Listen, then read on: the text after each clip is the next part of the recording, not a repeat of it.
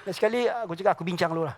So, dengan abang bincang dengan Sifu. dengan Sifu semua. Dia kata, why not kalau nak rasakan benda yang baru. So aku fikir, okay. Untuk profil abang kan? Yes, aku pergi.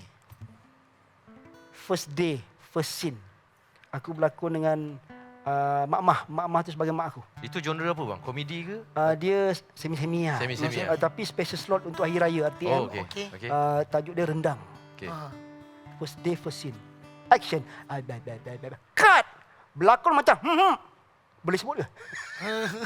Pasal benda tu memang mencarut ni. Mencarut. Sebut Tak boleh apalah, mute. kita tahulah mencarut dah. Berlakon macam tu. Berlakon macam barang lelaki.